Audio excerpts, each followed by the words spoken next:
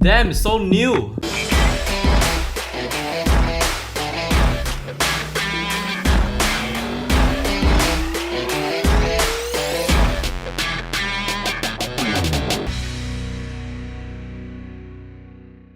What's up guys, Travis here. Welcome back to yet another video. What I got in my hands over here is the Canon 50mm f-stop 1.4 USM lens. Now what is interesting is that I have three versions of the 50mm by Canon, which is the 50mm Mach 2 over here, the STM version, as well as the USM version over here. Now before I bought the Mach 2 and the STM version of the 50mm, I've already tried this lens way back before when I started photography. But because of budgeting issues and stuff like that, I was unable to pick up one for myself. So fast forward after 2 years, I finally able to save some money to pick up one of these lenses for myself. Now this is a used unit and it only cost me at 700, and it is super worth it because this is very new. I could say like 98% is new. There's no scratches, there's no fungus and stuff like that, and it also came with the original box and polystyrene foam is still inside. I'm like opening up a brand new unit for this lens. So today's video I'll be talking about which of these three lenses that you should go for if you're looking for a Canon 50mm lens. Now these three lenses over here have a different price. Starting from the Mach 2 version, the price is 250 ringgit.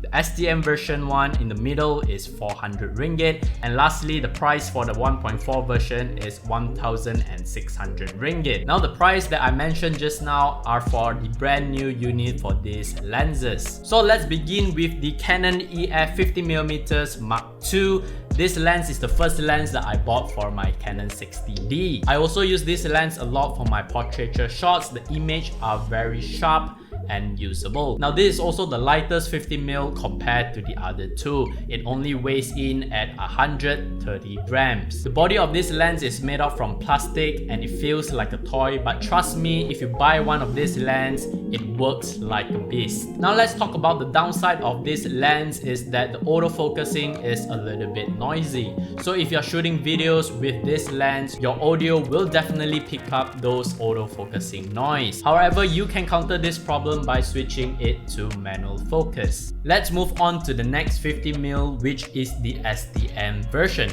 Now this lens works exactly as the same as the Mach 2 version. It has the same aperture range of f1.8 all the way up to f22. What's different from the Mach 2 version is very obvious that this lens has a step-up mode, which is known as the STM mode. But what is interesting with this version is that it is even quieter than the USM version. And I could say that this lens, with the price, it can focus to object pretty fast and sharp as well. Now the downside of this lens is that if you can see over here, the focus ring is a little bit too thin, so it's a little bit hard for you to know where is the focus ring. Another thing that I'm not used to this lens is that it doesn't have a rotation limit on the focus ring. So sometimes I will not know where is my focusing distance. Because of that tiny little issue, I'm not sure whether to turn left or right to focus on my object. Okay, so now let's move on to the next lens which I got over here.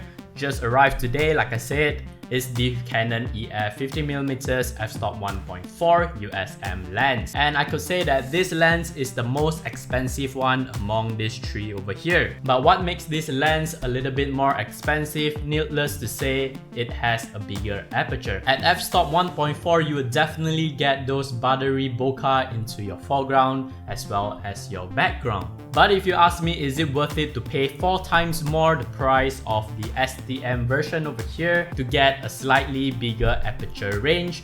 Well, let these two images that I've taken with this lens as well as the STM version to answer your question. Now this lens uses an ultrasonic mode for its focusing system. It is very fast and silent as well. But compare this lens with the STM version, instead of focusing smoothly, I could say that this lens snap focus into your subject. For the downside of this lens, honestly, I just got this lens just now, so I'll be needing a little bit time to explore further for this lens, and I'll definitely make a video, an in-depth review for this 50mm f-stop 1.4. So be sure to subscribe to my YouTube channel and hit the notification bell, so each time I upload a video you will get notified and you won't miss out any of my latest videos. So now let me help you to decide which of these three lenses over here that you should go for your photography and videography needs. Now if you're in a very tight budget but you still want to have a wide open aperture lens, I probably will advise you to go for the Mach 2 version of this 50mm lens. Again, this lens performs very well for photography despite of the autofocusing is a little bit noisy. Now if you love videos, I would recommend you to get the STM version. It is the most quiet lens that you can get between these three lenses. The images that this lens produces are very sharp, and it also has a wide open aperture of 1.8 to let those light in during low light situation. Now if you have a better budget, I'll definitely recommend you to get Canon EF 50mm f-stop 1.4 USM lens. Now I could say that this lens is a combo unit for the Mach 2 as well as the STM version, because it is more silent than the Mach 2 version and it has a bigger aperture range compared to the STM version. Now the autofocus noise for this lens is still noticeable, but it's definitely quieter than the Mach 2 version, and this lens definitely performs great for photography as well as videography.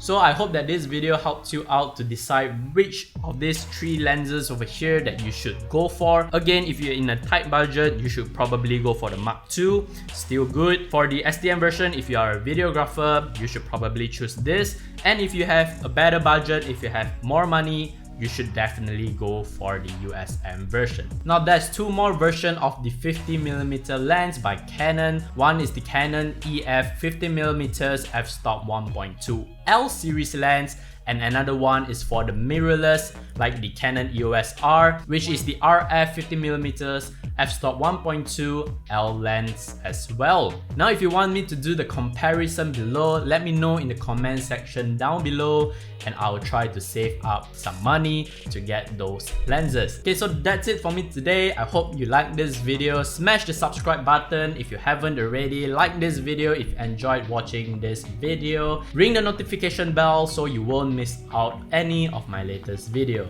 And as always, I'll see you guys in my next video. Bye.